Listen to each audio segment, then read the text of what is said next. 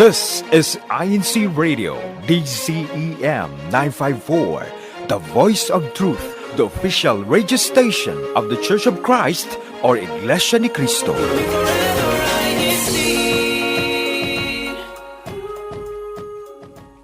Morning, everyone, and welcome to INC Radio Florida. I'm one of your hosts this morning, Brother Robert Tapalas, coming to you from here in Tampa, Florida. So good morning, good evening, good afternoon, good day, depending on where it is that you are at.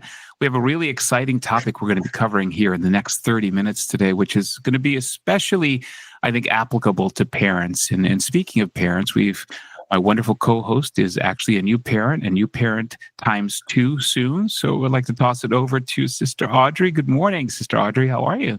Hello. Good morning, Brother Robert. Good morning, everyone joining us on INC Radio Florida. Sister Audrey Tapala is coming to you here from our beautiful sunshining Tampa, just in time for that kind of transition from the summer into the hopefully cooler months. But wherever you are, wherever you're joining us from, thank you so much.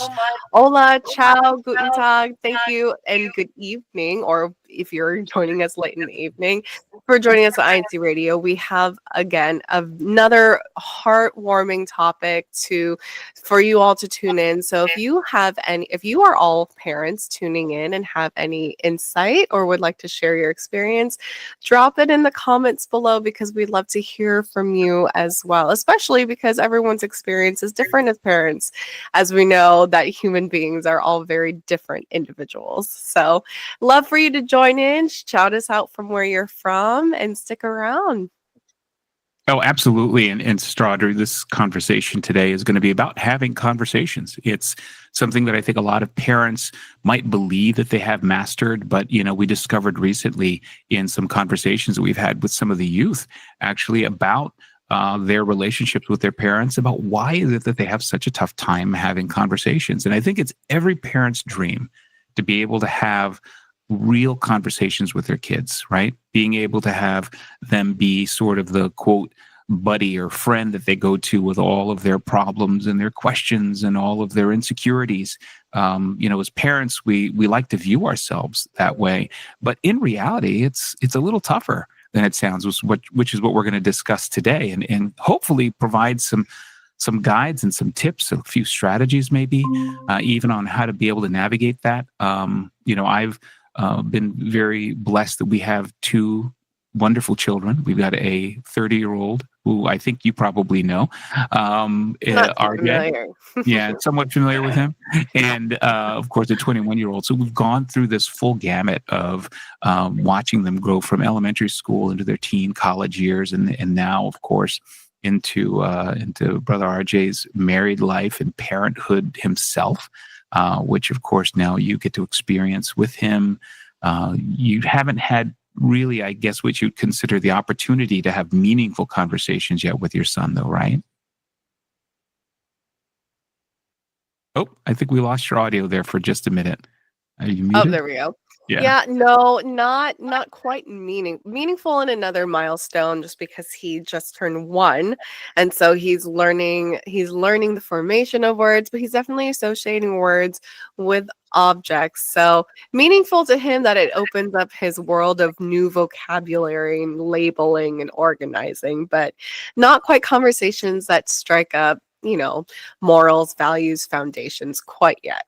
It's a great place to start, right? Well, and honestly, I do know a few adults where they've had conversations that are probably very similar to what you're having with little baby Jay, just babbling, right? So we want to be able to have meaningful conversations with our kids. And there's a lot of purpose behind it, because one of the things that we want to understand as parents is what is the value of having real conversations. And when we talk about real conversations, what brought this topic up was I was speaking to a teenager who shall be nameless, and said that the reason that he had such difficult time having conversations with his parents was because he always felt that every time they were going to have a conversation, there was always an agenda behind the questions that the parents asked. And, it kind of struck me for a second that I said, well, what do you mean by what kind of an agenda, right? So when you talk about having real conversations or meaningful conversations between children, when children have conversations with their friends and they're just talking about their social life or common interests or things that they typically, want to have a deep conversation about, like even relationships and their feelings and struggles that they're having. They feel that they could talk to them, but there's no real agenda on the other side. Whereas with parents, he felt that every time he would talk, it was always because his parents were trying to find something out, about him or dig deeper into what's going on. And it wasn't necessarily with the intent that he felt was going to be something that would be helpful for him, right? So, it's really, really important. And as parents, I guess we just have this sort of innate desire to want to know and know everything about what's going on in our kids' lives because we want to protect them, which totally fair, right? I mean, you growing up now with baby Jamie, it's going to be one of those things where you as a parent are learning the value of just wanting to create this safe bubble around him, right? In every aspect of his life. Yeah, I think right now we're because we're so fresh and while we don't have the experiences of, those different chapters or seasons of life quite yet with Jamie and trying to get him transitioning to becoming his own individual. Yeah, I think right now we're trying to create a world for him that allows him to have that individuality of creativity and exploring, but without coming into harm's way. And so, yes, baby proofing is one of those that we have just transitioned into. Like Jamie can't get into he can't get into the garbage. But yeah, I think the tendency will always be to lean towards, and for any parent is to lean towards creating a space where your child can navigate safely around into the world while still being, their own individual.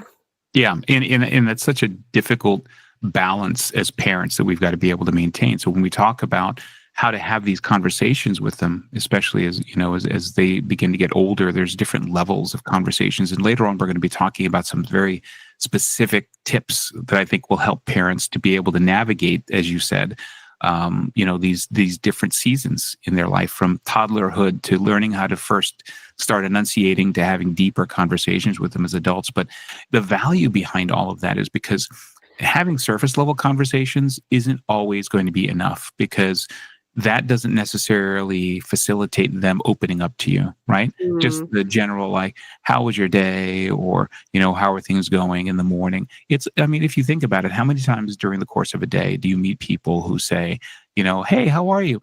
And then the answer 99% of the time is, oh, we're doing fine. We're doing great. Everything's good. Doing well. How are you? Yeah. It's like, I'm going to throw it right back at you. And if you really think about it, like, how many times has somebody that you've said that to actually said, well, actually today's not going really well, and here's why. And then they spend the next 10 minutes giving you sort of the narrative about what's going on in their life. And that's the same thing with kids. They'll react the same way. So we're going to talk a little bit about some strategies on how to get beyond just that surface level.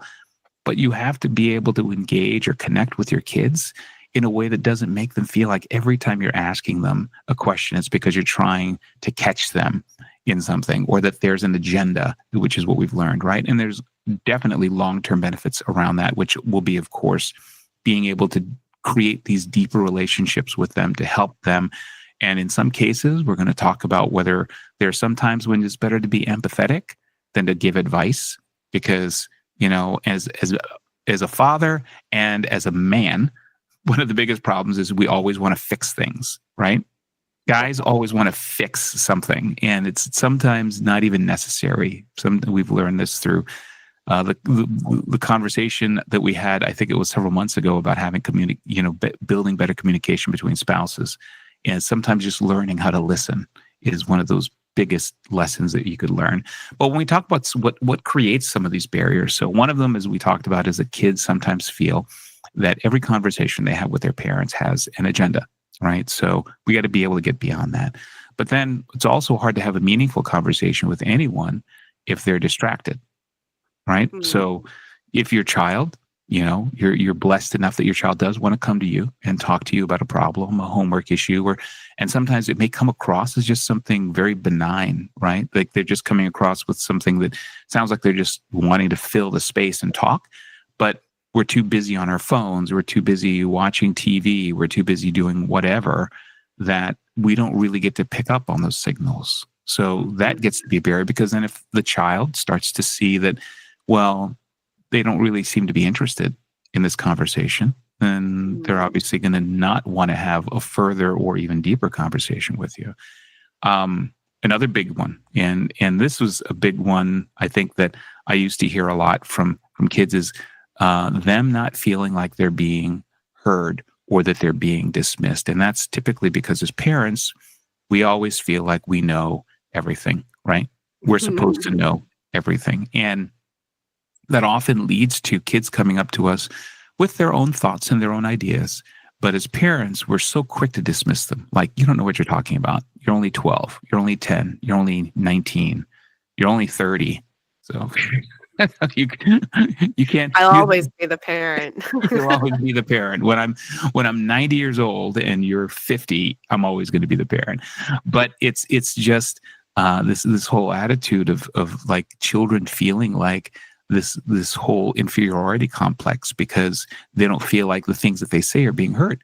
And that's natural, right? Even when you're having conversations with your significant other or in the workplace, we talk about that a lot, that in the workplace, if you don't feel as an employee, if you don't feel heard or feel seen, I guess is more the term, right? That you tend to shy away and you get this whole, why even bother bringing it up? Because no one's listening, no one cares. Right. Therefore, it doesn't really make a difference, right? And I mean, how much of a difference does that make, like when you were growing up? Because I know that the dynamic changes as you get older. And when you were growing up with your dad, right?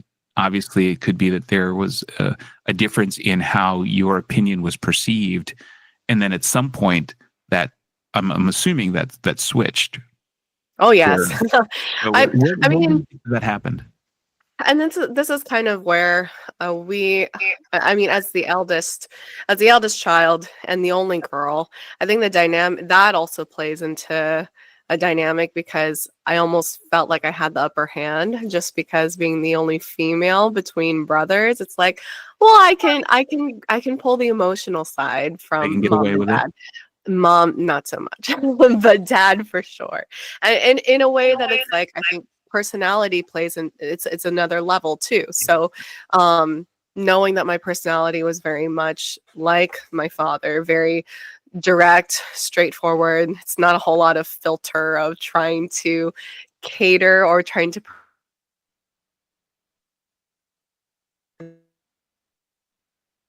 present things nicely, but more feeling of this is point A of my emotion and point B is your ears. That was very much how my childhood went. But I think having my mom's personality of being very empathetic towards others, very patient, she was really great about kind of rounding that out in how I choose to converse with others and self-expression. So especially going through the teenage years, yeah, not so much. That was a very difficult time. So sorry, mom and dad.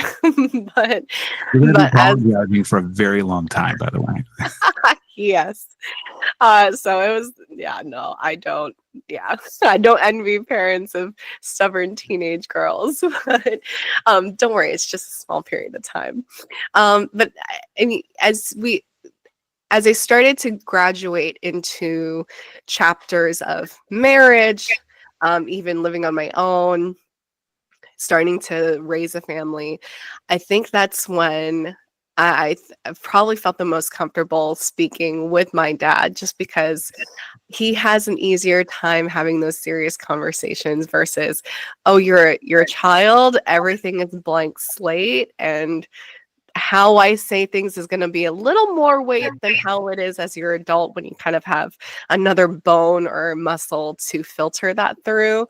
Then yes, I can be a little more comfortable in this space. So it's been more relatable. And I think what Brother RJ is learning is, as a father-daughter dynamic, there's also a level where things are understood but are unspoken, and so I kind of have to explain that to him. but I mean, that didn't really develop until we could get to a point where we were having a relatable conversation. So do you think that with your dad, for example, and since both of you are very similar in your personalities, that those similarities ended up becoming more of a barrier, or did they kind of bring you guys to a better understanding of the other person. Because I could see how that could go one way or the other, right? If you have two strong personalities that are both trying to carry on a conversation, and understanding that this changes as you grow up, right? But did you feel that was made it more of a barrier, or was that more of a way to help facilitate those conversations because you both were very willing to put it out there? I think it depends on the goal of the conversation. So if the conversation is to understand where someone's coming from because of conflict, it's very difficult. That's where I can very much feel like a wall, because we're both we're both doing this dance where it's like, no, I need you to meet me here. And if we're both feeling that way, then it's going to be a very unproductive conversation. And we've had our numbers. But when it's a conversation where we're both in the same page and we're trying to meet the same goal, it's a very, I feel, and this is kind of what fills my cup, it's a very efficient conversation because then I almost feel like I don't have to fully explain myself. So it's really, or sometimes I just need to feel validated. So it's really, it's a good gauge as to also knowing like what kind of topics to bring up with my dad, versus knowing I can bring this up with my mom because she either provides a different perspective or can kind of guide me to where I want to be, without having my own self give me that feedback, because that's what's keeping me stuck. So it really depends on what the goal of the conversation is. Well, and I think that's a good point, because now as you are beginning to understand in your adult years that, the different conversations depending on the person you're dealing with, right? Mom versus dad, now spouse versus child, that conversations are never linear, that they have to be sort of dynamic. You've got to be able to adjust it based on who it is you're speaking to. And I think that's, as a parent, one of the things that we also talk about is, shutting down the conversations, kind of just, I'm done, right? Especially if you start to feel like the person, and this is like a very common tactic in kind of debating, when you start to see that the other person is starting to make sense, or that they're starting to gain a little bit of ground, that you immediately want to shut down the conversation because you just want to end it. Or because time is finally just, and it's hard because you never want to make it feel as if, with your children especially, that there's a time limit to having conversations with them. In 5 minutes, I'm just going to mentally shut off this conversation. And it may take that long for them to be able to get to the point, right, that you really want to get them to. They may have to go through that whole process.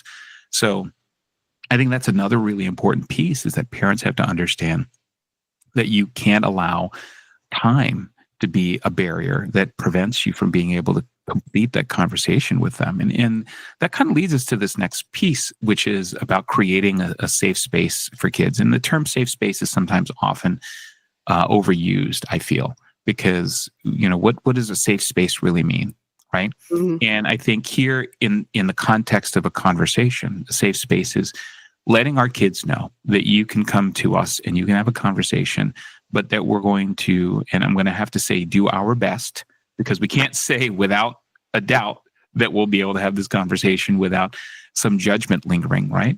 But they want to be able to. Just imagine if you were able to have a conversation with someone and you're able to just be as open as you want, as critical as you want, and feel like no matter what comes out of your mouth, that person you're speaking to, all they're going to do is just listen.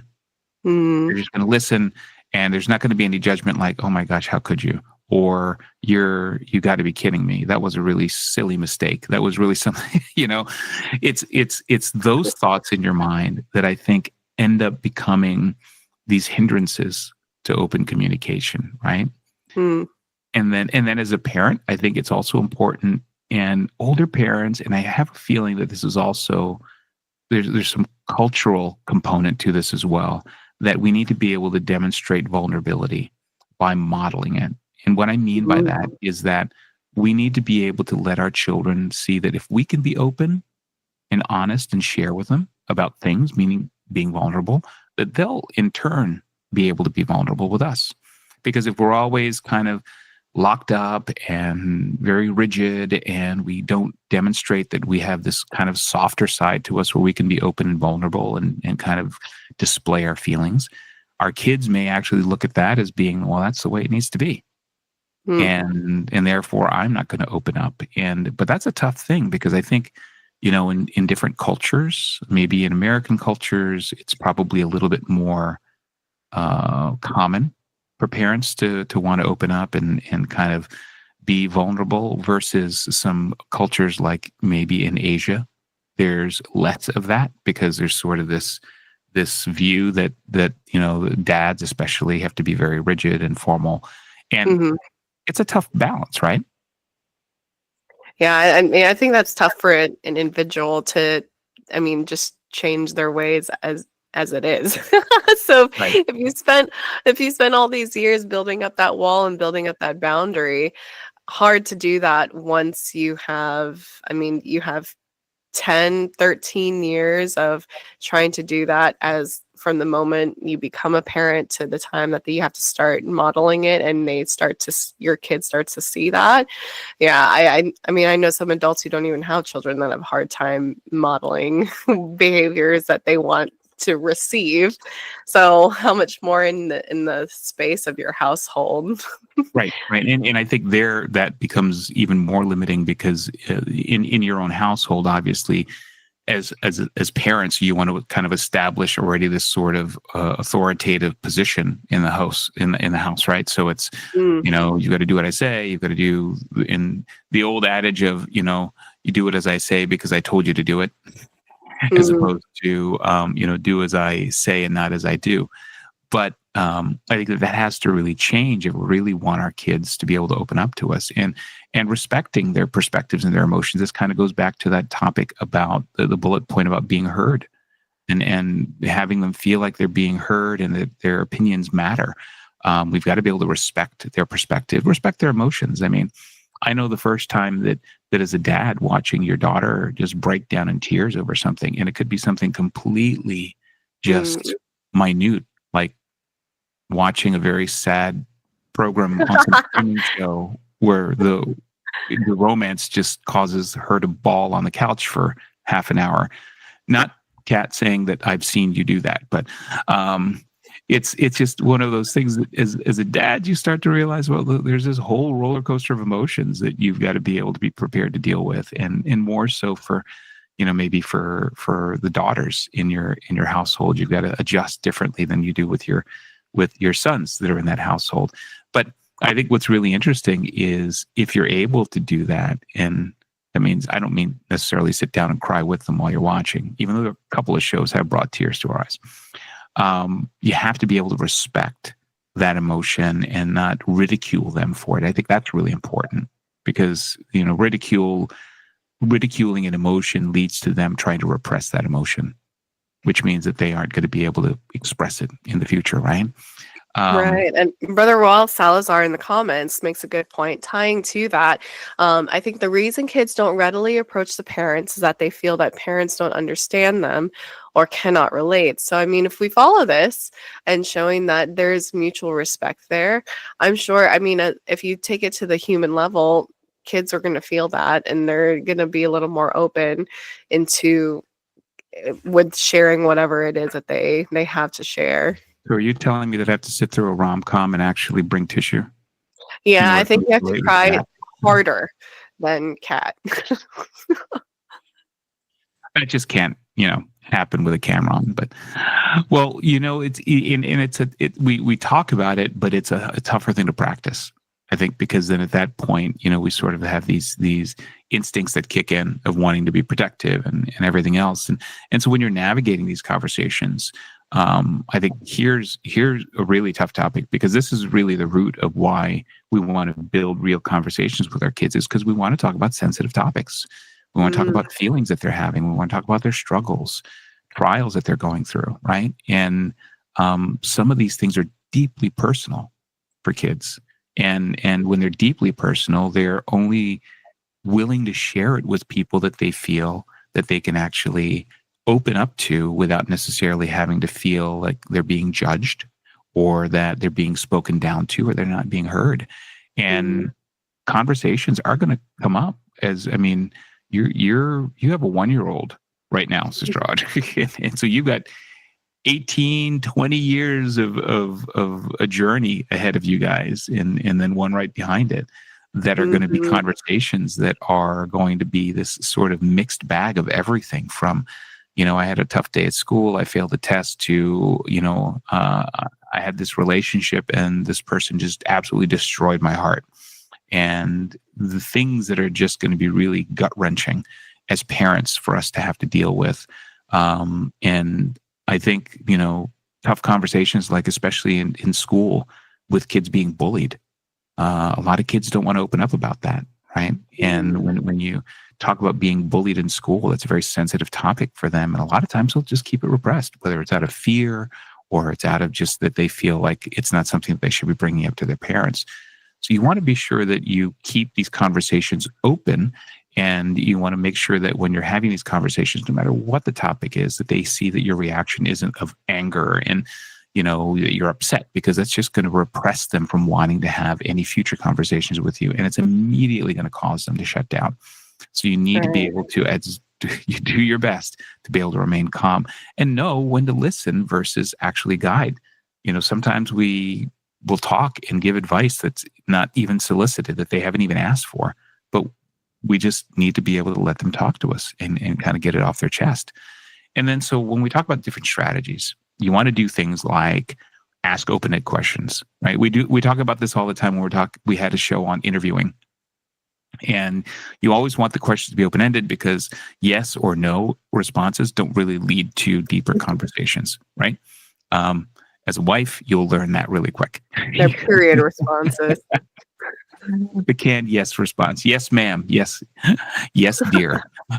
You want to make sure that you're following their interests. You want to follow their interests on social media if they're interested in sports and games and music. And, if you do need to listen to several hours of Taylor Swift in order to relate with your children, you may just need to do that.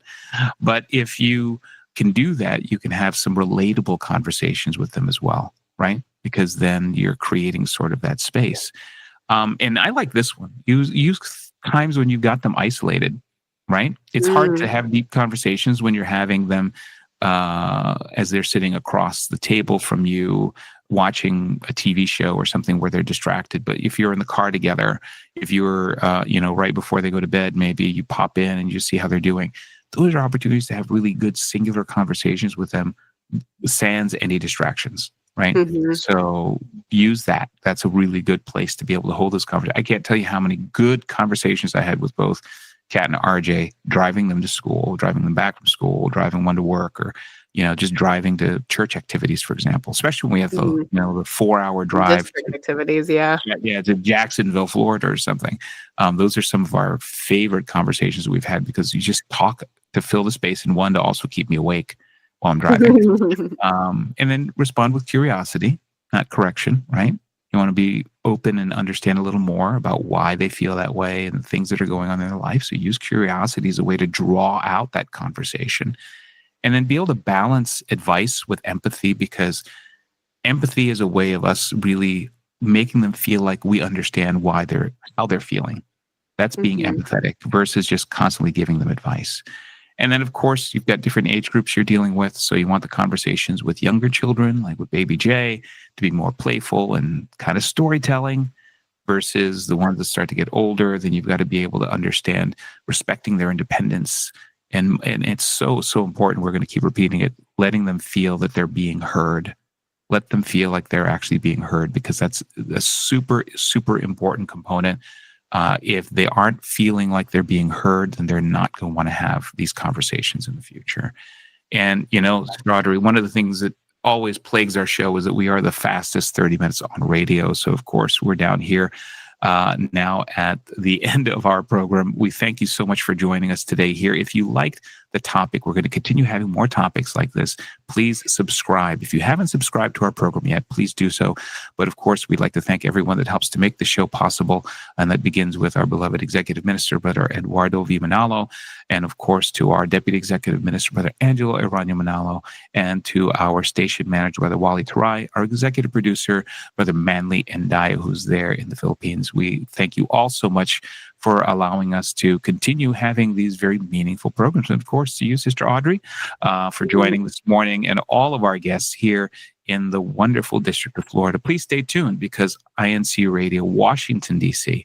is going to be coming up next. See you next Saturday.